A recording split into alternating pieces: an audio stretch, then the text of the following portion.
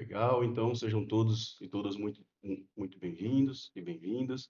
O Vitor está aqui com a gente hoje, está fazendo essa gentileza de trazer para a gente uma palestra sobre a arquitetura do Kotlin Compiler, né, do compilador do Kotlin.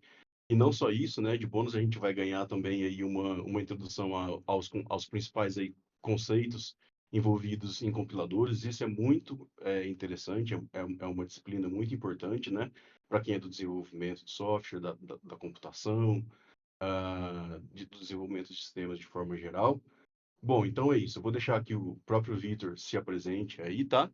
Eu vou descer do palco. Vitor, você precisando de alguma coisa, fica à vontade para me chamar, que eu subo aqui para ajudar, tá bom? Valeu, Beleza. pessoal.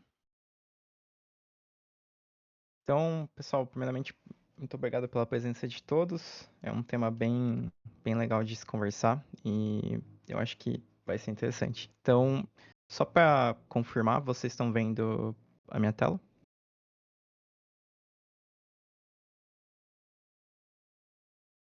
Beleza, tá bom. Então, vamos começar. Então, bom, meu nome é Victor Coelho, eu sou um engenheiro de software na Codex Utilities e lá a gente trabalha com Kotlin no back-end e foi lá que eu comecei a utilizar e realmente gostar da linguagem. Então, algumas informações iniciais, que é o meu LinkedIn, se alguém quiser conversar por lá. E eu tenho um recente criado blog de tecnologia, então sintam-se à vontade para dar uma olhadinha. Bom, o tema da conversa, da palestra hoje, é em especial o compilador do Kotlin, mas a gente vai passar primeiro por uma revisão do que é um compilador, dar esse contexto e falar sobre isso. Então, o que é um compilador? Bom, essa é uma frase do Dragon Book, que talvez seja um dos livros de compiladores mais influentes e mais utilizados aí nessa, nessa disciplina. E ele explica que um compilador é um programa que vai ler um programa em uma linguagem, que é uma linguagem de origem, e traduzi-lo para um programa equivalente em outra linguagem, que seria a linguagem de destino, tá? E normalmente essa linguagem de origem vai ser uma linguagem de alto nível, que a gente chama, né? E a linguagem de destino costuma ser algo em nível de máquina. Então, uma linguagem de máquina, ou no caso de linguagens que compilam para JVM, talvez bytecode, tá? Então, o compilador ele é dividido em duas partes, o front-end e o back-end. E a gente vai falar um pouco sobre isso. Começando pelo front-end. Então, o front-end do compilador, ele tem como objetivo identificar a estrutura e o significado dessa linguagem de origem, que seria essa linguagem de alto nível. Então, ele vai se preocupar com a forma, né, dessa linguagem e como que a gente pode traduzir ela para algo que CPUs entendam, né, em nível de máquina. Então, uma coisa que eu acho importante, que é legal ver nessa parte do front-end de um compilador, é que tem muitos paralelos entre essa parte e a linguística. Inclusive, tem muitas teorias e coisas que são compartilhadas mesmo, tá? E da mesma forma que numa linguagem natural, por exemplo, português, a gente faz análise léxica, sintática e semântica, isso vai acontecer também nas linguagens de programação. Toma uma forma um pouco diferente, claro, mas acontece também. Então, vamos começar pela análise léxica, tá? Qual que é o trabalho do Lexer? Ele vai identificar palavras que você escreveu no seu código. Então, imagina que você tem lá um arquivo que você escreveu um código-fonte em Kotlin. Esse Lexer, o trabalho dele vai ser ler cada uma dessas palavras e categorizar elas em tipos de palavras, ou token types. Então, esses tipos são definidos para toda a linguagem, certo? São aquelas palavras reservadas, por exemplo, que a gente tem em toda a linguagem, ou também tipos de caracteres reservados e coisas desse tipo. A gente vai ver um exemplo. E nessa fase, então, em que a gente vai fazer essa análise léxica, a gente consegue identificar, por exemplo, se você escolheu uma palavra ou um token, né, que não existe, certo? Então, é nesse momento que a gente identifica, por exemplo, você deveria ter escrito function para definir uma função, mas você escreveu fun, né? Se você tiver em outra linguagem. que não Kotlin. E aí alguns exemplos de tipos de tokens do Kotlin mesmo. Acho que aqui os mais interessantes são os últimos 6, né? Então a gente tem o Elvis, que é esse operador muito usado, né, na linguagem. E ele tem literalmente esse nome, o tipo de token dele é Elvis mesmo. Suspend, que tem a ver com coroutines, e when, que é essa construção que tem em Kotlin, né? Aí, um exemplo do que o Lexer faz. Então, lembra, ele vai pegar o seu código, passar caractere por caractere e tentar identificar se você usou algum tipo de token válido. E o que ele vai devolver vai ser uma lista na ordem que você declarou essas palavras do tipo de token. Então aqui a gente vê, por exemplo, que suspend foi substituído pelo tipo de token suspend keyword, fun pelo tipo fun keyword e por aí vai. Então, basicamente é isso. O Lexer ele tem esse objetivo. E uma coisa que é legal falar é que nesse momento a gente não está fazendo nenhum tipo de avaliação sobre o sentido desse código. Nessa fase, a única coisa que importa é se você usou tipos de tokens válidos. Então, se a gente tivesse uma linguagem natural, tipo português, seria o mesmo que dizer, bom, essa palavra existe, então esse tipo de palavra existe no vocabulário, né, da língua portuguesa? Existe, beleza, então passou.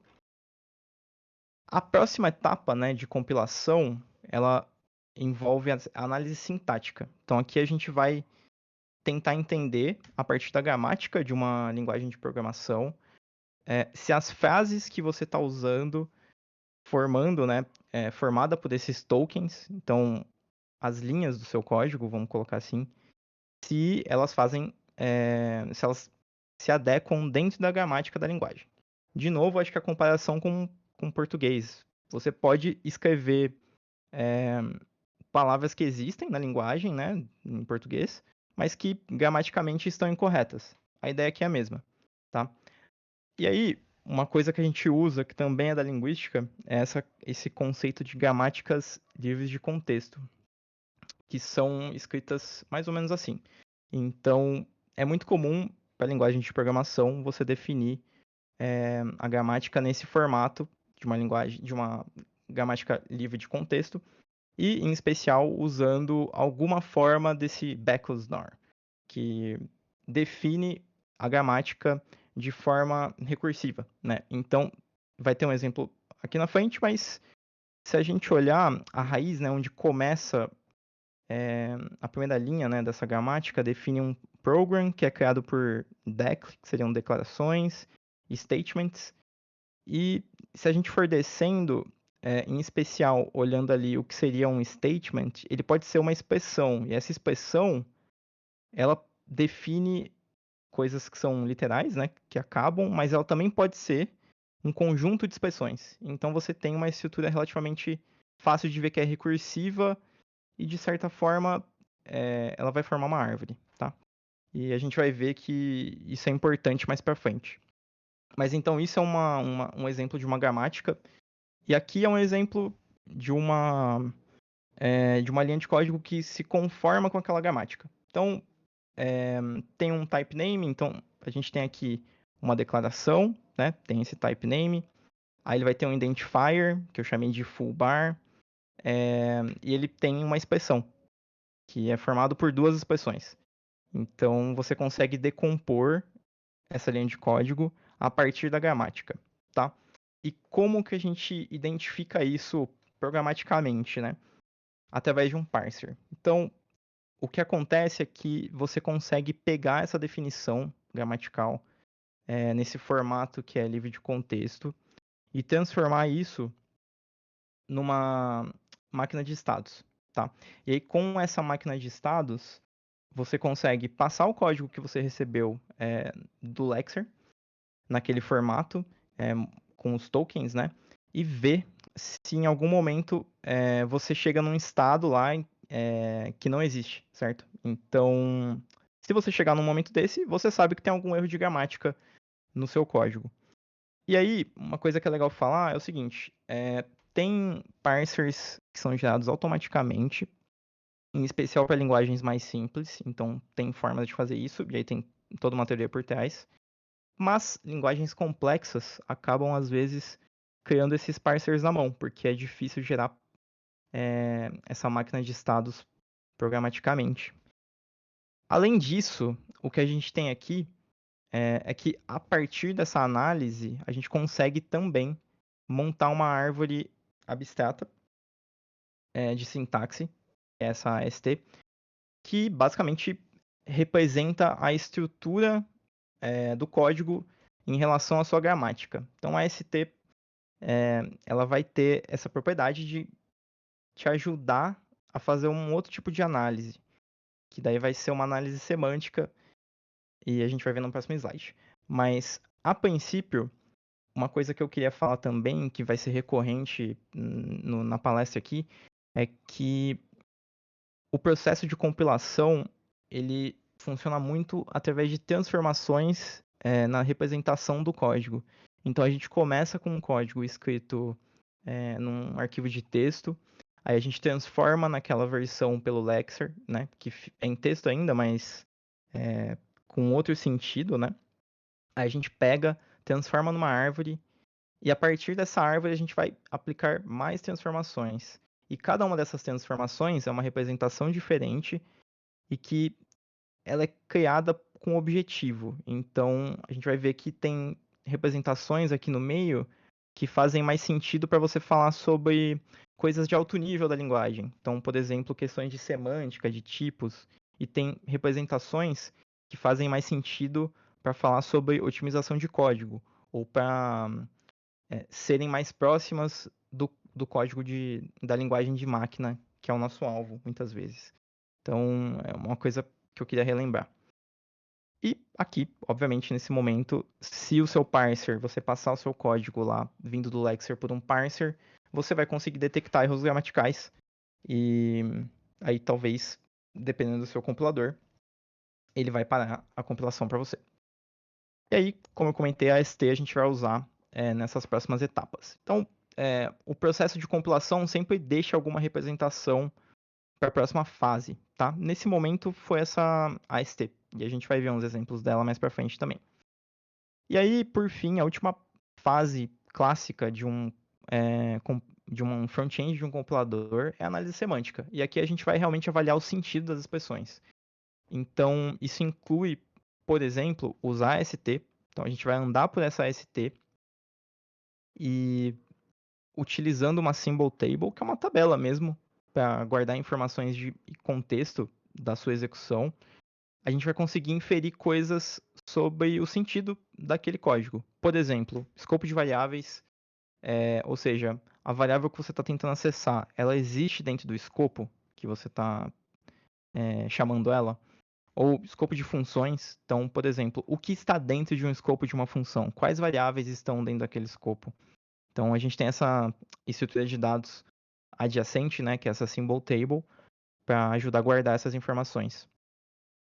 Ou você tem, por exemplo, como saber aqui se uma operação é feita com tipos inválidos. Estou tentando somar um inteiro com uma string, né? Então, a gente vai agregar essa informação na nossa AST e basicamente realizar uma transformação na representação para garantir mais contexto, né, e permitir análises específicas. Ou também assinaturas, a gente pode comparar se a assinatura da função está de acordo com o retorno dela. E eu coloquei um exemplo aqui do que seria uma ST simples de uma linguagem mais fácil de se entender. É literalmente uma árvore, e aí a gente vai ver que tem ASTs que, além de guardar o tipo do token, ao final, né, de uma transformação, ela agrega também informações de semântica, por exemplo, no compilador do Kotlin. Então, tá. Falando em representação, a gente viu, então, as 3 fases principais de um compilador, do front-end de um compilador. Então, a gente vai fazer uma análise léxica, sintática, semântica, e no final disso, a gente vai ter uma representação intermediária. Para que serve essa representação intermediária? Bom, em primeiro lugar, a gente viu vários tipos de representações intermediárias até agora. O que o Lexer fornece é uma representação intermediária. o que o parser gera, né, essa AST também é. E no final, o que é devolvido depois que você anda por essa árvore na análise semântica é outra representação intermediária. Tem até, eu já vi textos do pessoal ficar brincando que sempre tem mais uma representação. Porque a base da compilação acaba passando por isso. Transformação da representação com objetivos específicos, né? E daí aqui eu coloquei que a gente pode ter representações que facilitam a otimização do código, dependendo, né, da fase da compilação, tem objetivos diferentes. E aí, por exemplo, uma IR de front-end precisa de informações que uma IR de back-end não precisa, né? Então elas têm objetivos diferentes, tá? De modo geral, o que acontece é que, se a gente pegar do começo até o final de um processo de compilação, a nossa transformação da representação vai ficando de mais, entre aspas, baixo nível, né? Então, a cada transformação, o nosso código fica mais parecido com a linguagem de destino. Costuma ser de baixo nível, nível de máquina, por exemplo. E o front-end do compilador vai gerar uma IR que vai ser consumida por esse back-end e que vai ter essas características um pouco mais de baixo nível, né? Então, essa é a etapa final de um front-end de um compilador. Avaliar a estrutura desse código de alto nível, aplicar transformações, validações, até chegar numa representação que o back-end saiba utilizar. E aqui, uma coisa que a gente vai revisitar também, mas o que acontece e o porquê de ter essa representação, essa IR, é que a gente tem muito mais alvos, então, plataformas que a gente quer compilar do que linguagens, né, de alto nível. Então, por exemplo, Kotlin você consegue compilar para código nativo, né? Você consegue compilar para rodar nativo em Windows, em Linux, macOS, ARM, o que seja. Você compila, obviamente, para JVM, foi o primeiro alvo dela, para JavaScript e outras coisas. Tem até, por exemplo, para,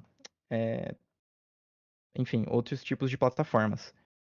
E aí o que acontece é que quando você mantém uma IR em comum, que vem do front-end, você consegue desacoplar essa necessidade de criar backends, né? Então você pode ter uma IR em comum que funciona para diferentes tipos de backends. E isso é bem importante, porque senão a gente teria que fazer um front-end para cada plataforma específica, e seria pouco útil isso, tá? Bom, agora a gente vai falar um pouquinho do back-end, que é bem mais complexo, porque aqui a gente está falando de otimização de código e tem muita coisa envolvida, mas, em geral, o objetivo dele é pegar uma IR que vem do front-end e transformar nessa linguagem de programação alvo, tá? Vai receber essa IR do front-end, novamente, vou repetir, aplica transformações, essa representação, e essas transformações têm algum objetivo. Otimização, como eu comentei, e lowering, que seria talvez a tradução rebaixamento ou abaixamento dessa IR, que é esse processo de chegar mais numa representação que seja mais perto do código de máquina. E eu resolvi falar aqui de uma parte muito importante desse processo do back-end, de um compilador, que é a análise de fluxo de código. Então, são várias etapas em que a gente vai fazer otimização no código. O que isso significa? Significa, por exemplo, remover código que não está sendo usado. Vamos supor que você declarou uma variável e ela não foi usada. Nessa etapa aqui, a gente consegue descobrir que você não usou essa variável e nem usar ela no código final, né? Lá no bytecode, no código de máquina final, nem vai existir essa variável. Também dá para fazer o quê? Eliminar essas subexpressões comuns, ou seja, você tem 5 variáveis que calculam a mesma coisa. No compilador, ele consegue lá no back-end eliminar essa repetição, por exemplo. Ou calcular expressões em tempo de compilação. Pode ser que tem código que você criou e que ele não é. Ele já tem um valor que é calculável durante a compilação, ou seja, não tem nenhuma modificação durante a execução. Então, uma otimização é já calcular isso e deixar pronto, deixar salvo esse valor. Alocação de registradores, ou seja, garantir que você está utilizando os registradores, né, da sua plataforma-alvo de forma ótima, né? E isso é uma coisa que é muito dependente da plataforma. Então, por isso que cada plataforma tem um back-end um pouco diferente, né? E aí uma coisa, de novo, aqui nesse processo do back-end tem múltiplas IRs diferentes. A gente vai ver no Kotlin que no back-end a gente começa com uma IR e sofre pelo menos umas 2 ou 3 transformações. Então isso é algo que é constante mesmo. E claro, no final das contas, a etapa final aí do back-end, né, é gerar esse código de máquina, ou bytecode, né, já que a gente está falando de JVM, nessa linguagem alvo. Então, esses são basicamente uma forma muito resumida do que um compilador faz. Então, o front-end ele vai ter esse trabalho de lidar com a parte de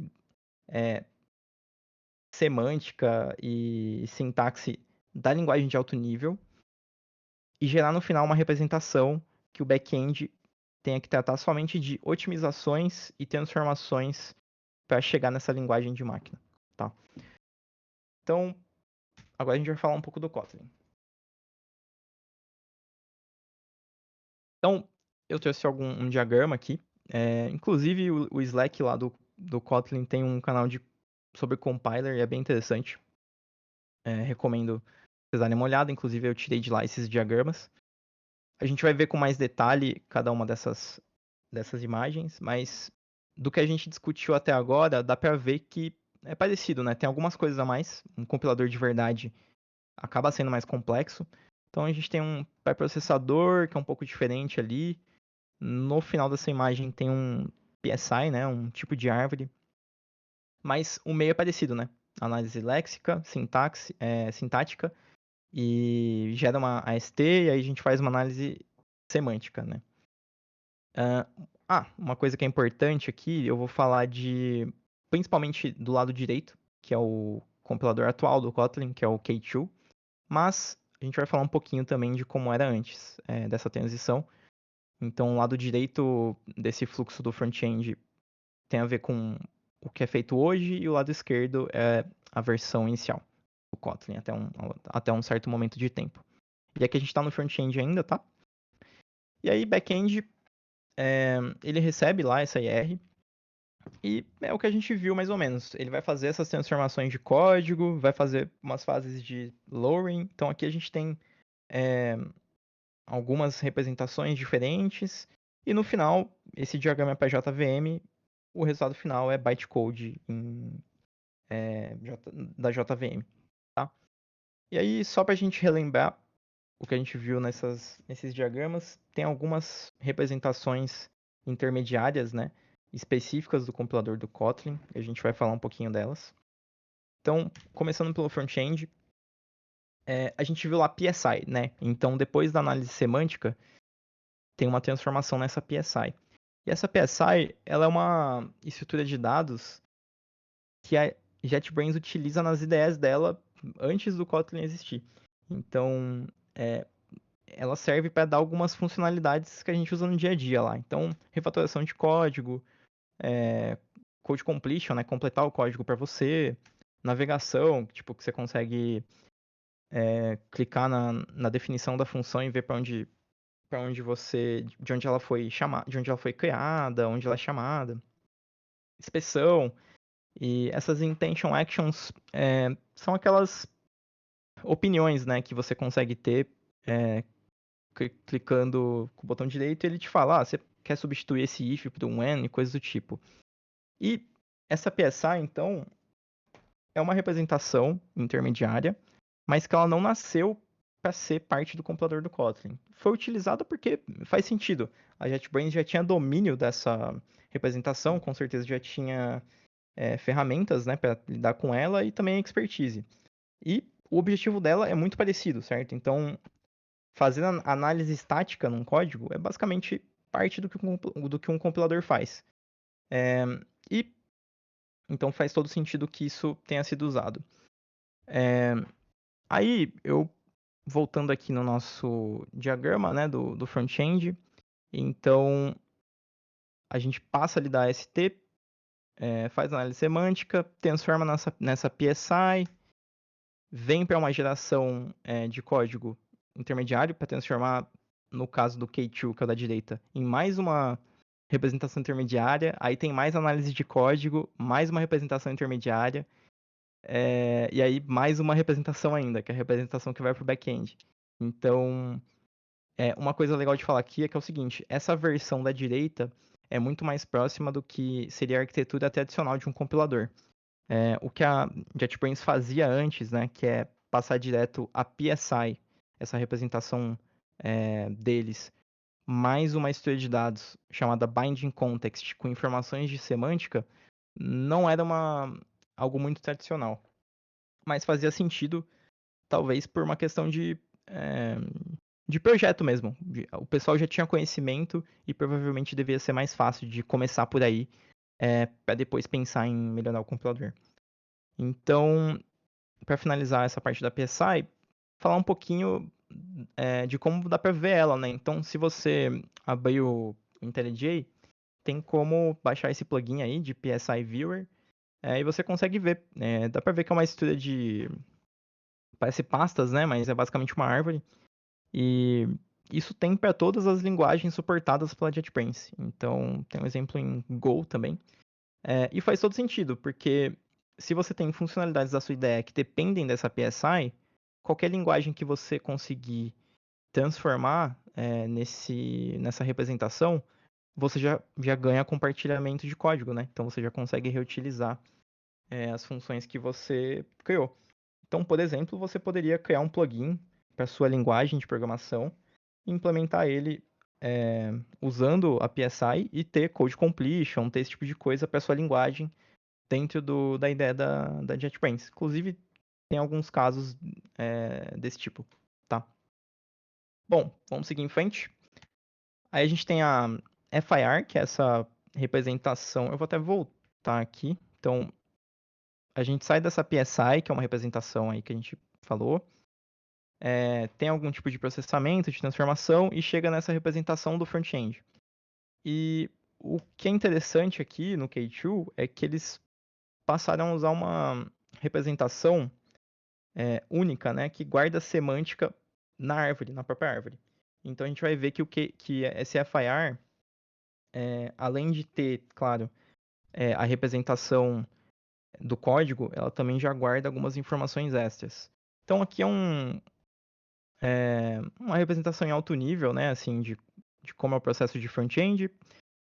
Depois dessa IR de front-end, ele gera essa IR de back-end, e a gente vai chegar numa coisa um pouco mais explícita aqui. Então, ó, é parecido com o que a gente viu, né? Tem o parser, passa para essa PSI, transforma nessa representação de front-end, e daí aqui tem etapas de análise de semântica, de checagem. Então, por exemplo, aqui você vai conseguir retornar erros de semântica, warnings e, por exemplo, uma função que está deprecated, talvez seja nesse momento em que você consegue no compilador determinar isso e retornar, e coisas do tipo. E, de novo, é uma transformação nessa representação do código.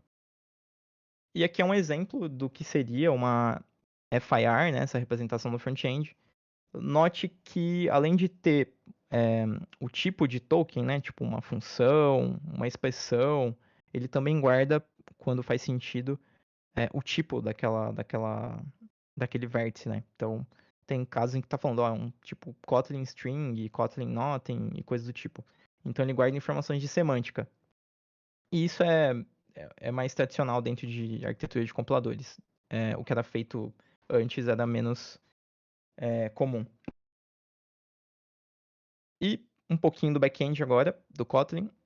Aí aqui eu vou retornar naquela ideia de que a gente tem um front-end único, que gera uma representação intermediária, que vai ser usada por todos os backends, né? Então, quando a gente fala de Kotlin multiplataforma, passa muito por isso aqui. Você compartilha o front-end, que é a parte semântica mesmo e de sentido da linguagem do Kotlin, mas faz backends específicos por plataforma. Então, você vai ter um backend que é da JVM, você vai ter um backend para JavaScript, você vai ter um backend nativo que usa LLVM, que eu entro um pouquinho em mais detalhes sobre isso no artigo que eu escrevi, mas é um projeto que é um back-end para compilação nativa, talvez aí hegemônico, muito, muito utilizado na indústria. E então essa é a vantagem de você separar essas responsabilidades, né? Gerar a semântica e essa questão mais de alto nível é um tipo de responsabilidade. Agora, escrever a linguagem de máquina mesmo é outra coisa. Então, faz sentido você separar essas coisas e tem muitas vantagens. Um adendo aqui, porque a gente tá vendo que tem um JavaScript aí no meio, né? É que normalmente o pessoal chama de transpiler quando você tem uma linguagem de alto nível que é compilada para outra linguagem de alto nível. Então, talvez esse do meio seria chamado de transpiler, né? Porque a gente está saindo de Kotlin e chegando em JavaScript. Mas é um compilador do mesmo jeito. Ele vai ter talvez as mesmas etapas aí de otimização e coisas que um compilador normal faz, tá? Eu acho que o mais famoso, todo mundo vai conhecer, com certeza é o TypeScript, né? Compila para JavaScript. E só para a gente retomar aqui o diagrama, a gente está falando dessa segunda parte, né? Que a gente tem essa IR do back-end. E aqui que a gente vai fazer otimização de código, aquela parte que a gente viu de dead code elimination, esse tipo de coisa, acontece nesse momento. Porque são coisas que não dependem necessariamente da linguagem de alto nível ali. Podem ser feitas nesse momento. E a gente vê que tem mais representações, né? Então, em algum momento ele transforma nessa modified IR, MIR, que é aquele processo que eu chamei de lowering, ou rebaixamento. Ou seja, ele vai pegar essa IR que já está mais adequada porque o back-end precisa e transformar cada vez mais em uma representação de baixo nível. E é nessa parte mesmo que acontece a geração de código, por isso que tem essas modificações. E aí aqui, o back-end do Kotlin, como é desacoplado, né, não mudou tanto. Pelo menos arquiteturalmente, não tem tanta diferença do que era antes. Veja que tanto o lado esquerdo, que é do antigo, quanto o novo, não tem tantas diferenças, né? Então, é uma das vantagens de você desacoplar também. Você consegue modificar o seu front-end sem necessariamente precisar trabalhar ou mudar os backends. E aqui a gente encerra assim o que seria a estrutura do compilador do Kotlin, mas a gente vai falar ainda do que nós, como programadores, talvez consigamos mudar, né, e fazer alguma coisa com essa informação e como que isso muda a nossa vida assim no dia a dia. Então, eu vou passar para cá. A gente tem um tema que é de pré-processadores. Se vocês lembrarem lá no começo, tinha antes de começar o processo de compilação, tem lá um preprocessor, né? Annotations. O que é isso? Bom, tem como você, tanto em Java quanto em Kotlin, usar esses pré-processadores para gerar código-fonte. Mas então aqui você está gerando mesmo código em Kotlin. Só que qual que é a vantagem? Bom, reduzir boilerplate, né, praticamente. Pensa que você tem alguma classe que você sabe, uma interface que quando ela é implementada, você sabe que você tem que gerar um certo número de data classes ou de classes ou funções específicas para aquela implementação. E é sempre a mesma coisa. Se você é uma biblioteca, pode ser que faça sentido você ter esse passo de pré-processamento com anotações. E aí você consegue gerar esse código automaticamente. Então, isso é uma etapa que acontece dentro da compilação, é a primeira etapa nesse caso, tá? Um outro exemplo, acho que no mundo do Android, é, por exemplo, bibliotecas que Jetpack Compose lá que geram a navegação, né? Então, aquele grafo de navegação entre as telas e coisas do tipo. dá para fazer isso com preprocessors também. Hoje, talvez o que é suportado e que é desenvolvido para Kotlin é o QSP, mas tem outras coisas, tem outros pré-processadores também. Então, é bem útil. E uma parte legal também é que você pode modificar a IR, ou seja, alguma das representações dos compiladores em tempo de compilação, tá? E você pode fazer isso tanto para o front-end, e aí aqui é um pouco mais fácil. Plugins de back-end são mais complexos pela natureza do back-end, né? Até porque, lembra, a gente está falando de otimização de código, de coisas de muito baixo nível. Mas para o front-end é um pouco mais fácil de lidar. Então você pode ter plugins de front-end para alterar essa representação do front-end, e aqui eu estou falando especificamente do Kotlin mesmo. E aí você pode, por exemplo, estender o sistema de tipo do Kotlin, criar um tipo seu. Não que você não consiga fazer isso sem um plugin de front-end, mas a vantagem é que você pode analisar e emitir erros em tempo de compilação, talvez, para esse seu tipo novo, né? Ou não, pode ser que você tenha uma biblioteca que você queira emitir erros em tempo de compilação que façam sentido para sua lógica de negócio. É bem específico isso, mas existem casos desse tipo. Ou, por exemplo, você quer melhorar as mensagens de erro do Kotlin. Tem um projeto aí que eu vi no GitHub que é isso, ele tem mensagens de erro para testes. Então, quando um teste falha, o cara fez um plugin de compilador que mostra exatamente em que seção lá do seu código que deu erro, tem umas representações em ASCII, né, mais bonitinhas, enfim. Você pode fazer esse tipo de coisa. E você pode fazer plugins de back-end também, para alterar essa IR do back-end e, por exemplo, modificar todas as ocorrências de uma classe, né? Ou talvez fazer alguma otimização em nível de plataforma, né? Que você sabe que vai fazer sentido para aquela plataforma que você quer compilar. Mas é mais difícil, é um pouco mais nebuloso. E como está nessa transição aí para o K2, não tem tanta documentação, mas é interessante. Aí, quais são as vantagens, né? Por que você faria isso? Bom, você quer reduzir boilerplate, como eu comentei. Melhorar o uso de DSLs, eu acho que plugins de compilador fazem sentido mesmo para se você tem algum framework interno, ou não, um framework open source que seja, mas que você sabe que tem problemas ali que você consegue detectar em tempo de compilação, mas que o compilador, obviamente, não foi feito para isso, para o seu caso específico, então você pode incrementar isso. E aí isso entra a realizar tarefas complexas, né, que talvez, por padrão, o compilador não faça. Claro que tem pontos específicos em que você consegue entrar e mudar essas coisas. Por exemplo, para plugins de back-end, você vai ter que fazer essa modificação, né? O seu plugin, ele entra antes de começar o processo de compilação do back-end de fato. Então, é entre essa geração, no caso do Kotlin, né?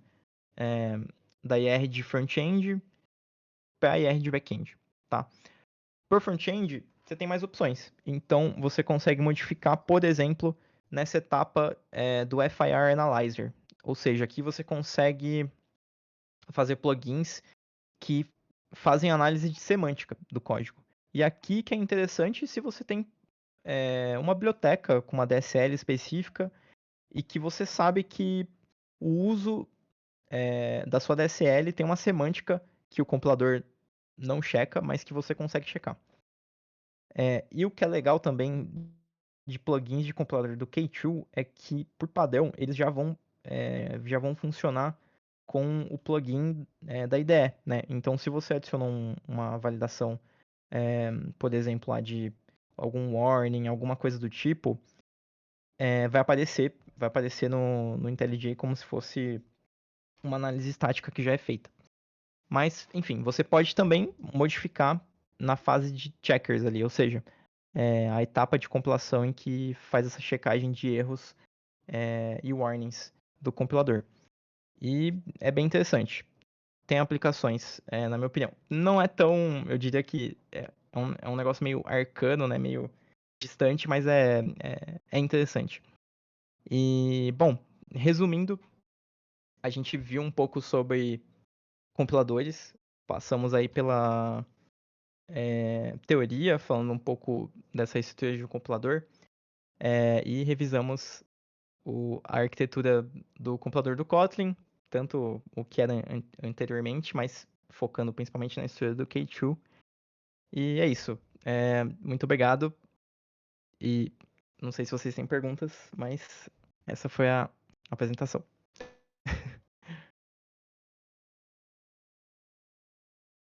Rapaz, sensacional, Vitor. Muito obrigado, cara. Muito bom mesmo. O... Eu gostei muito Obrigado. de como você. Não, a gente que agradece. Sensacional como você cobriu uma introdução legal aí dos conceitos e depois entrando nas especificidades do compilador aí do Kotlin, né? Pessoal, quem tiver perguntas pro Vitor, fica à vontade para postar no chat, ou se preferir, até mais legal ainda, se quiser subir aqui no palco e perguntar por voz e tal. Acho que o Pergunta ao Dudu Dudu. perguntou ali, né? Uhum, isso. Não, nunca. Eu já quis fazer. Tenho, tive essa pretensão. Lá onde eu trabalho, a gente tem um framework interno lá em Kotlin e já surgiu essa conversa, assim, de seria interessante do ponto de, assim, fazer um plugin de compilador para fazer, tipo, mais a parte lá de análise semântica, tipo, emitir erros específicos que fazem sentido para para uma DSL interna que a gente tem, mas a gente não chegou a realmente executar, mas teve essa conversa, assim. Eu acho que é o tipo de coisa que faz sentido para bibliotecas mesmo. Não é uma coisa que você não vai fazer um plugin de compilador, pelo menos hoje, né? Se para usar, por exemplo, uma vez, né? Então, para uma parte muito pequena do seu projeto, tem que ser uma coisa que tem impacto é, no uso de um framework, de uma biblioteca, alguma coisa assim.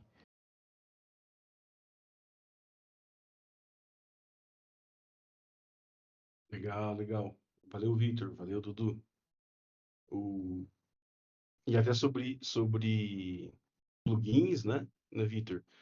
E olhando para o que você mostrou ali também, da arquitetura, principalmente do front-end, do compilador ali, dá para entender com mais clareza aí que tipo de problema que a gente consegue resolver e conectar com coisas do dia a dia, né? Por Uhum. exemplo, quem usa ali Kotlin com Spring, por exemplo. Se eu não me engano, você fala disso no seu artigo, mas não me lembro ao certo. Ah, E sim. aí tem o Allopen, né? Exato. Então, por exemplo, tem um plugin de compilador que é usado, eu acho que é basicamente em todos os projetos que usam Spring e Kotlin, que é para mudar é, a visibilidade, né, da sua função. A visibilidade não, o tipo da sua função, né? Então, toda classe, mentira, toda classe, né? Então, classes em Kotlin, quando elas são convertidas lá para Java, né, ou para bytecode, elas são finais. Tem final, né, no começo.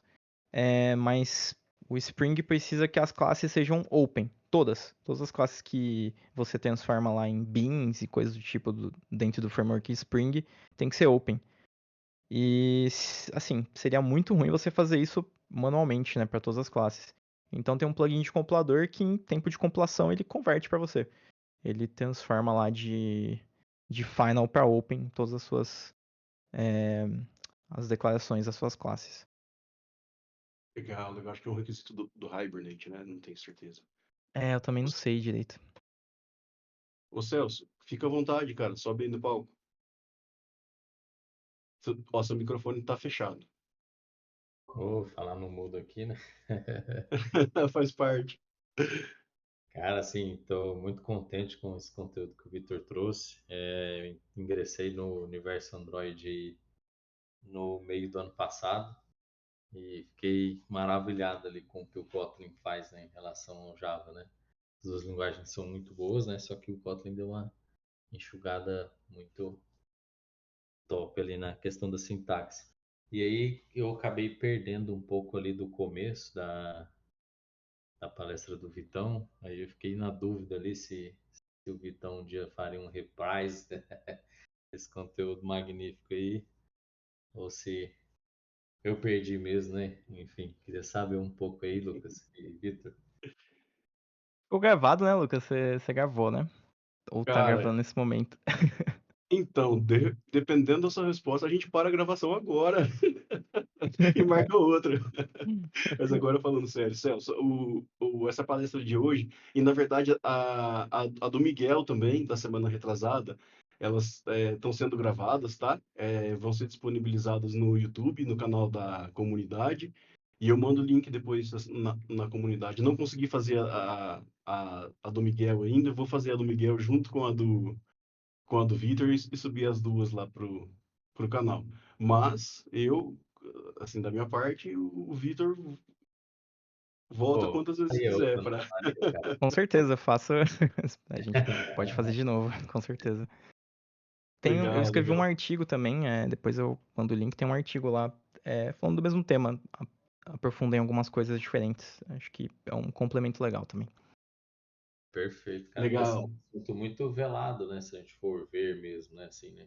Em termos de disseminação, né? Quando parte para compilador, é um tema bem difícil de achar conteúdo, né? Sim, é um tema complexo. Opa, Opa, e aí O, galera, estão me ouvindo?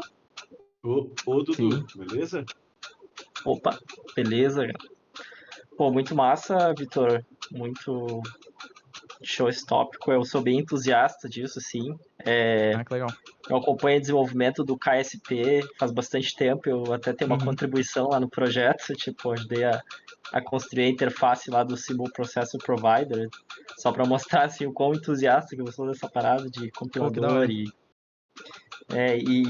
essa parte de metaprogramação em Kotlin, né, que é uma coisa Sim, que assim, não é que nem nas outras linguagens que tem macros e coisas assim, né? Então o jeito de fazer as coisas no Java, no Kotlin é um pouco diferente, assim, e ao mesmo tempo eu acho que é muito legal, assim, uma coisa que a JetBrains pensou, assim, para o Kotlin, que é adicionar, isso só assim, achei legal também, é que essa questão da integração com a IDE, né? Tipo, na maioria das linguagens que tem macros, isso é uma coisa muito difícil de integrar com a IDE, né? sim. E a JetBrains, por desenvolver IDEs também, sabe a dificuldade disso e pensou assim, Kotlin nunca vai ter macros, mas tipo, Kotlin pode ter plugins do compilador que você pode daí estender a linguagem, mas de forma que isso esteja integrado com a IDE, né? Eu acho que isso é uma das coisas mais promissoras, assim mesmo, dessa parte do K2, porque vai ser possível você gerar código de uma forma que a IDE entende e que é type safe, checked, né? Tipo, quem já trabalhou com. Eu trabalhei muito tempo com Ruby, assim, eu adoro metaprogramação, mas era horrível, assim, se tentar achar pela IDE as coisas, porque as coisas não existem, elas só existem em runtime. Então, em Kotlin é legal que você pode gerar as coisas em tempo de compilação, saber o que vai ser gerado. Então, acho que isso é uma coisa bem promissora, assim, a gente está começando a ver agora, mas não tem ainda muita documentação. Mas eu imagino que logo a galera vai começar também a criar abstrações em cima para não ficar uma coisa tão complexa assim de fazer, né? Que nem o KSP, assim, que já é uma coisa bem mais fácil de trabalhar do que um plugin para o compilador, né? Então Sem só queria dúvida. Sem dúvida. trazer essa reflexão. Eu acho que essa integração, assim, a integração do Kotlin com o IntelliJ, né, é incrível. Eu acho que é muito bom, funciona muito bem. Você pega, tipo, para outras Sim. linguagens, tem as LSPs, né, e tal, mas, putz, depois que você usa, pelo menos pra mim, quando eu comecei a usar o IntelliJ lá com o Kotlin, foi difícil de, de voltar. É verdade. E realmente, eu acho que quando eles realmente lançarem aí o K2 com a versão 2 do Kotlin, vai começar a ter um movimento nesse sentido, porque é útil, principalmente para essa questão que você falou de metaprogramação mesmo, de você ter esse tipo de ação e, pô, se você conseguir, além disso, ter uma análise estática dentro da sua IDE, né? Ou seja, ver realmente como que o seu plugin ali está impactando, e no caso, ter validações, checar, ter erro. do seu plugin, é muito bom. Sim. É um tema bem interessante mesmo. E, pô, legal que você contribuiu lá pro QSP. É um projeto muito, muito interessante também. E, assim, acho que é a base lá muito usado pelo Jetpack Compose, né? Acho que é bem importante. Tem vários projetos, assim, usando bastante. Até a JetBrains tá pensando em usar agora pro Exposed também, o projeto de ORM deles, assim, né? Uhum. Tipo, e estão pensando em usar para gerar código, para tipo assim, a partir de um esquema, gerar os Sim. data classes, as tables, assim, bem interessante. E eu acho que é legal também que isso no futuro pode ser até usado assim para frameworks baseados em annotations, né? Uma grande reclamação assim na comunidade sobre esses frameworks, tipo Spring, assim, é que é tudo muito mágico, né? Você não sabe como as coisas acontecem, então tipo você bota a anotação ali e confia, tipo assim, confia, segura na mão de Deus e é isso aí. E tipo assim, se você puder gerar o código, por exemplo, KSP ali, você gera o código, então você dá a possibilidade do desenvolvedor ver o código que está sendo gerado e pode debugar aquele código, entender o que está acontecendo, né? Então acho que é uma forma muito mais transparente assim de fazer metaprogramação, né? Então acho que é uma coisa bem promissora mesmo, assim. Com certeza. E daí eu acho que entra até na pergunta o Daniel perguntou, né? No que você aplica seus conhecimentos sobre compiladores no dia a dia. Cara, assim, eu acho que você conhecer como funciona um compilador permite que você identifique os erros que você tem ao longo do dia com mais facilidade, né? Então, às vezes, você vai compilar e deu um erro lá e apareceu um monte de. Com certeza você já viu, aparece lá um monte de bytecode, né? Às vezes aparece o erro com bytecode, eles falam, putz, o que é isso? Ou, por exemplo, você entender que, tipo, pô, deu um erro ali, o que pode ser? Em que fase ali da compilação que eu tô errando, né? E não só isso, quando você estuda compiladores a fundo mesmo, tem muito conceito, tem muita teoria de programação mesmo que você tem que aprender para você entender como funciona um compilador. Então você vai ter que estudar, por exemplo, como funcionam estruturas de dados avançadas. Você tem que saber como que um grafo funciona, como programação dinâmica funciona. Então, teve muita coisa que eu por ter estudado compiladores a fundo, eu tive que aprender para entender a disciplina em si, né? E eu acho que essa base teórica é muito importante também, e ajuda bastante. Então, tem, na minha opinião, aplicações mais práticas, né? Então, por exemplo, você entendeu o que que é essa questão de metaprogramação, de plugins, de processadores, de pré-processadores, mas o estudo da teoria te leva também a formar essa base de conhecimento. Acho que isso é legal.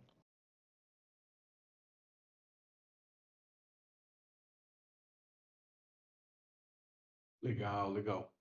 Mas alguém tem alguma pergunta pro Vitor, pessoal? O Arthur comentou aqui no chat também. Esse é o Lopen, é a treta do JPA.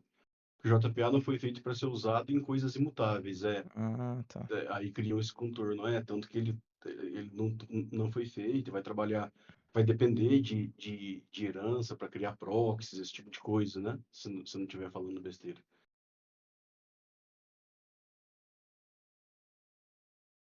Enquanto o Dudu estão. Olha lá, o KSP é sucessor do KAPT, né? Lembro de ter visto algo assim. Exato. O CAPT, KPT, não sei como falar também, foi deprecated, agora é o QSP, que eu acho que é feito em conjunto com a Google, né? JetBrains e Google aí. Isso. O KSP ele é uma versão mais avançada, assim, né? Ele é integrado com o compilador mesmo, então, tipo, quando tu tá compilando teu código Kotlin, o KSP tá rodando junto ali, né? Diferente se eu não me engano, o CAPT ele roda antes da compilação, e aí, então, tipo assim, processa todo o código, depois o compilador vai lá e processa todo o código de novo, né? E o KSP, ele trabalha mais integrado, assim.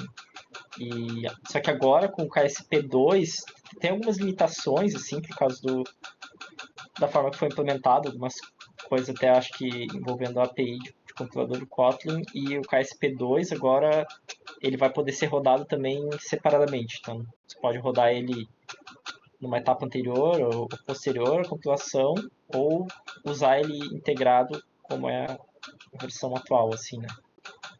Então, eles estão mudando um pouco ainda também o modelo, assim, né? O Arthur Sim. estava comentando aí. O MapStruct depende dele, depende do CAPT, do KAPT. Acho que ainda não saiu um update para gerar os códigos do MapStruct via KSP. Acho que é o problema da nossa área, né? Fazer migração de qualquer framework. Acho que é o maior É, problema de todos aí. Você sair de uma solução para outra. sim, eu acho que o CAPT também, ele tá, se não me engano, ele é compatível com todo o esquema de processamento de anotação do Java, né? Então, Ah, tipo, sim, tem isso. pra você portar, é muito fácil, né? E aí, quando, tipo, é aquela coisa assim do tipo, tentar ser mais fácil possível as coisas em Java funcionarem em Kotlin também. Só que daí, às vezes, as coisas não ficam assim tão otimizadas, né? Então, imagino que logo alguém também vai. Na verdade, eu até já vi alguns projetos, tem bastante projeto assim de mapeamento de DTO, Data Objects, assim. E se eu não me engano, tem um KSP também. Vou ver se eu acho aqui no meu, acho que eu dei um start até no projeto, vou ver se eu acho e mando aqui, Arthur.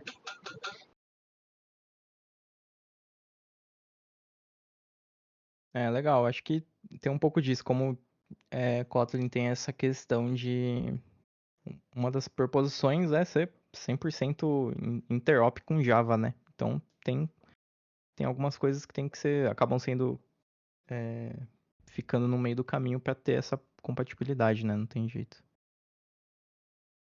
Mas é bem legal. Toda essa parte aí de pré-processadores, o que dá para fazer com o compilador é bem interessante. Legal, legal. Alguém gostaria de trazer mais alguma questão, pessoal? Ou subir no palco para bater um papo também sobre o assunto aí, ou assuntos relacionados? O Vitor, é, eu vi bem pouco ainda, né, sobre o K2, mas me parece que uma das iniciativas da JetBrains em relação a ele foram relacionadas ao desempenho, né? Ao desempenho de compilação, não é isso? Sim, eu acho que é um ponto principal aí, é essa questão de melhorar o tempo de compilação, né, do Kotlin. Uhum. Então, tanto que já tem, acho que você pode até habilitar o K2 lá na IDE e utilizar. Mas também tem muita coisa a ver do K2 fornecer mais integrações do compilador, né, com a IDE mesmo. Então, você ter mensagens de erro melhores, é, ter mais integrações nesse sentido, assim. É, tem muito a ver com essa coisa, assim, de ter mais análise, uma análise estática lá de código melhor e coisas do tipo. Eles estão, assim, faz sentido, né? A JetBrains com certeza quer que o IntelliJ seja a ideia do Kotlin, né? Então, Isso tem é, isso. Eu não consigo imaginar programar Kotlin em outra ideia, pra ser honesto, assim, tipo, não é muito difícil, né? Até tem uma LSP, eu já vi, tem uma LSP que você pode usar, tipo, no VS Code, né? Um language server lá de Kotlin, mas, tipo, não chega nem aos pés, eu acho.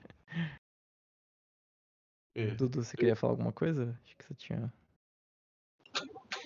Não, eu ia comentar também que uma coisa que é bem importante também nessa questão do K2, assim, além da performance, é essa arquitetura do front-end que eles, que eles fizeram também. Tipo assim, eles pararam de adicionar features da linguagem ali no Kotlin 1.9 por causa do K2, né? Porque eles sempre que eles iam pensar em implementar uma feature, eles tinham que pensar, digamos, nesses diferentes backends, né?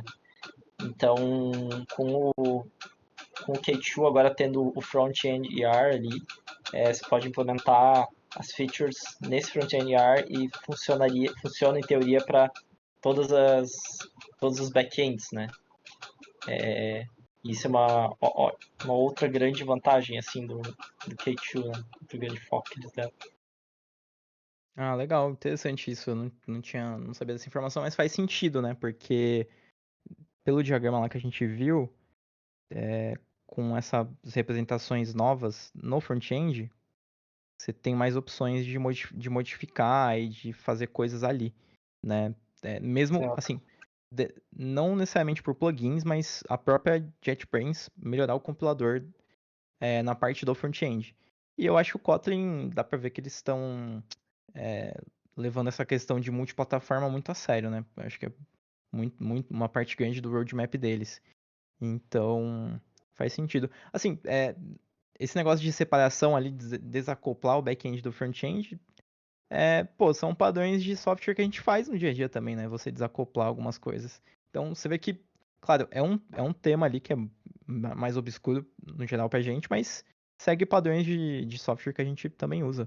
De você desacoplar a implementação de algumas coisas para você ter essa flexibilidade, né? Você conseguir substituir peças ali. Eu acho que antes eles até tinham assim essa parte do front-end, assim, só que era muito baseado no PSI ali, não funcionava muito bem assim para algumas coisas e tipo, também está muito acoplado é Uhum. uma coisa usada para ideias assim, né? Então, tipo, não dá para eles saírem modificando assim, sem impactar todas as ideias deles e tal, né? Então, com o Fear agora é legal que eles vão poder fazer mais coisas nessa parte e a ideia é que agora, tipo, depois do Kotlin 2 vão sair várias features construídas em cima do front-end AR, né? Por isso que eles estão segurando tanto assim, não botar novas features na linguagem. Eu acho que isso mostra como, pô, um projeto de um compilador tipo Kotlin, né, que é um compilador de indústria mesmo, ele também sofre de decisões de projeto, né? Então, no começo eles tiveram provavelmente que usar PSI porque era o que tinha mais conhecimento ali na empresa, e em algum momento viram que, pô, beleza, é melhor trocar, refazer essa representação e refatorar tudo. Mas no começo eles partiram de uma base que eles já tinham, né? Decisões de negócio mesmo. Não tenho nenhuma informação, mas eu diria, olhando para como aconteceu, tem a ver com isso, né? Então, é, Sim, é com interessante. certeza.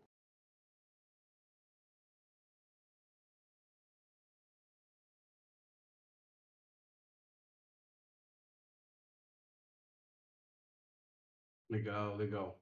Alguém tem mais alguma contribuição, pessoal? Alguma pergunta para trazer para o Victor? Ou alguma contribuição mesmo, né? Algo que a gente não saiba aqui?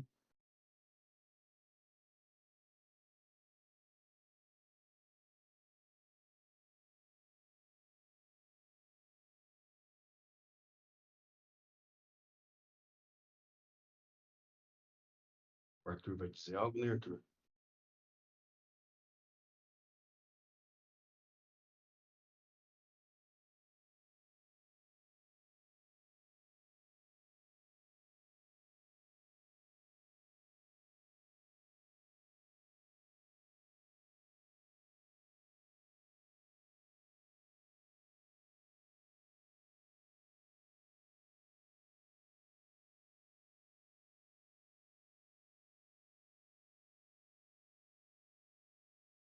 Dudu compartilhou um link aí, Preparing for K2.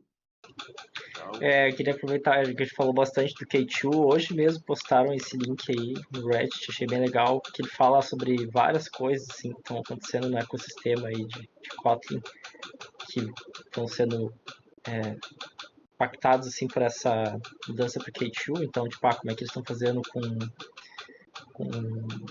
as features lá do Android, como é que tá essa questão do suporte do K2 na IDE. Então, bem legal assim, para acompanhar como é que vai ser esse processo de o que dá para ir usando, o que tá alfa, o que já vai para uma parte mais estável, assim. Bem interessante para quem tiver interessado em saber dessa nova versão do compilador, assim, né? tá na reta final aí de lançar, né? Legal, vou ler com certeza. E uma coisa que eu acho que é interessante falar é que, tipo, pô, conhecer o compilador das linguagens que você programa, mesmo que assim, por cima, acho que é importante, porque são coisas que você usa no dia a dia, né? Então, acho que, assim, faz parte, pelo menos na minha opinião, da nossa profissão, ter esse conhecimento, assim, do que a gente está usando por baixo dos panos ali. Então é bem interessante. E é por ali que essas features da linguagem são implementadas, né? Essas coisas que o Kotlin entende, tipo, suporte a programação funcional, ou coisas, né, tipo extension functions, esse tipo de coisa, é uma feature que ela existe dentro do compilador ali. Então, é legal pelo menos saber, beleza, como que eles fazem para saber se é uma extension function? Tem uma fase lá de análise semântica que o cara vai, que o compilador vai olhar e falar, beleza, tá, ele tá usando uma extension function da função tal. Essa função existe, já foi declarada? Existe, tá, então tá correto. Não foi. Pô, então vou soltar um erro um erro lá pro cara falar, você tá usando uma extension function numa função que não existe, né? No caso do Kotlin, na própria IDE já tem uma análise muito boa, né? Então você acaba nem precisando compilar muitas vezes para ele te dar esses erros. Mas de qualquer forma, essa análise estática que vem lá da IDE é com base no compilador, com base nesse trabalho. Então é bem interessante. Essa área toda assim de análise estática de código tem coisas que são só disso, né? Então é bem legal também. E Arthur, obrigado. Obrigado, foi um prazer conversar, falar sobre esse assunto e trazer esse tema que pra mim é bem interessante para a comunidade também. Vou deixar registrado aí no vídeo também, que eu acho que não aparece na gravação, a fala do Arthur, com a qual eu concordo imensamente. Parabéns, Vitor Tosemic aqui, mas tá de parabéns, ótimo conteúdo. Cara, muito bom mesmo. A última vez que eu tinha parado para olhar conceitos mesmo de compiladores foi na faculdade, né? E já tem quase 20 anos. Esse refresh de hoje com a apresentação, com a sua apresentação e com o artigo que você escreveu, que para quem não viu, pessoal, o Vitor também escreveu um artigo, né? Tá aí em cima o link, ah, meio que de apoio, assim, para essa apresentação de hoje, né? É um artigo tão sensacional quanto a apresentação. Recomendo dar uma olhada aí. E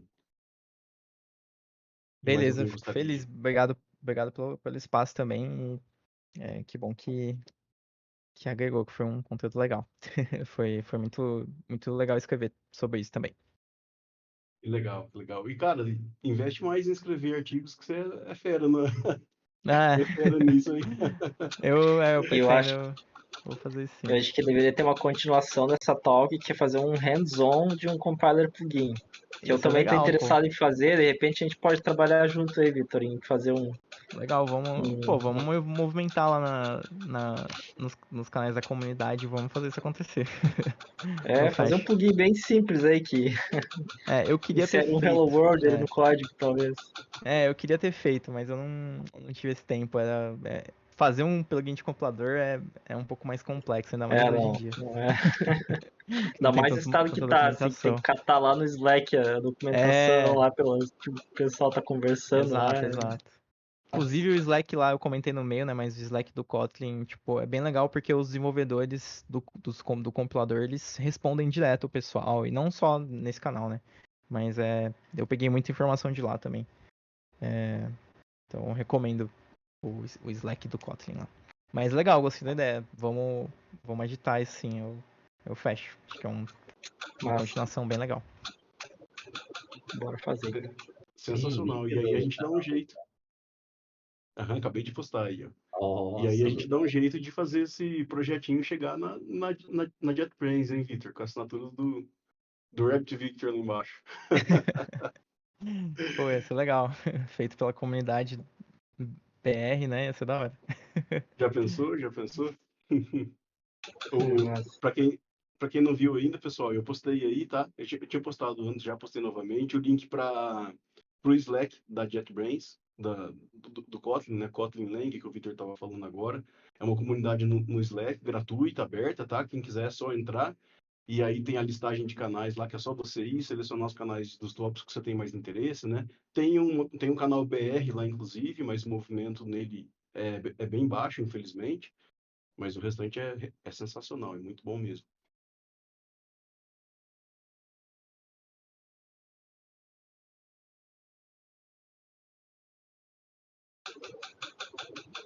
Boa. Boa. Então tá, galera. Vou me despedindo aí. Tô aqui de intruso no palco, já tô me sentindo folgado aqui. Mas Não, queria é muito agradecer e bem-vindo. dizer que foi muito bom mesmo. Foi a primeira participação aqui na comunidade. Muito legal, sou bem entusiasta assim, de Kotlin desde 2018, estudo, assim, muito legal ver que a comunidade aqui tá crescendo um monte, assim, e ver a agenda, hoje eu fui ver ali a hora do evento, e tem já 4, 5 ali agendados, achei muito massa. Então, parabéns aí, pessoal que tá, Lucas aí que tá organizando, né, e todo o pessoal aí que tá apoiando também. A gente que agradece, Dudu. Bom, pessoal, se ninguém mais tiver nenhuma questão, não quiser subir no palco falar ou perguntar alguma coisa, se quiser ainda é tempo, tá? Só erguer a mão aí que a gente chama.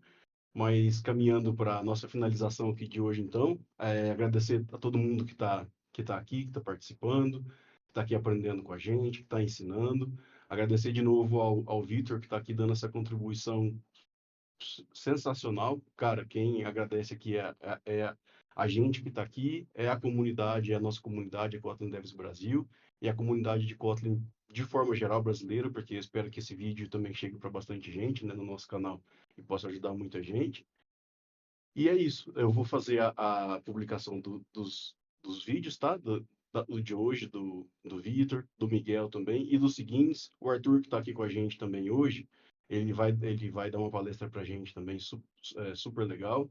Não lembro a data exata, mas é numa das próximas semanas aí. E assim que eu fizer a publicação dos vídeos, eu já compartilho com todo mundo aqui, tá legal? Ah, e para quem não tiver ainda a comunidade, o canal do YouTube da comunidade, eu vou deixar o link aqui também para quem tiver interesse, de repente, se quiser seguir lá para receber os conteúdos, para receber os vídeos, fica à vontade, que vai ser muito bem-vindo. E para finalizar, se alguém aqui. Assim, a ideia da comunidade, pessoal, é ser um espaço aberto para a gente se ajudar, para a gente contribuir, para a gente aprender juntos. Então, se alguém que está aqui hoje gosta de algum assunto relacionado a Kotlin ou a carreira e tudo mais, e gostaria de falar sobre alguma coisa, trazer uma palestra, como o Vitor fez aqui hoje, ou uma aula, ou um workshop, uma coisa hands-on, né? Ou qualquer outro formato, fica à vontade para me chamar, que a gente organiza, a gente combina, marca a data, e é até bom, não sei como é a participação de vocês, né, em relação a comunidades, eventos, esse tipo de coisa, mas isso é uma coisa que ajuda muito, assim, ajuda muito mesmo em relação ao desenvolvimento de carreira mesmo. Então, se alguém mais tiver um assunto que tem interesse, que queira compartilhar, que queira palestrar aí, é só chamar. Bom, acho que a gente não tem mais perguntas então por hoje. Vitor, mais uma vez, cara, muito obrigado pela generosidade aí, pelo seu tempo de compartilhar o seu conhecimento, ter preparado essa palestra sensacional para a gente. E até a próxima, pessoal. Obrigado. É isso. Obrigado, pessoal. Valeu, valeu.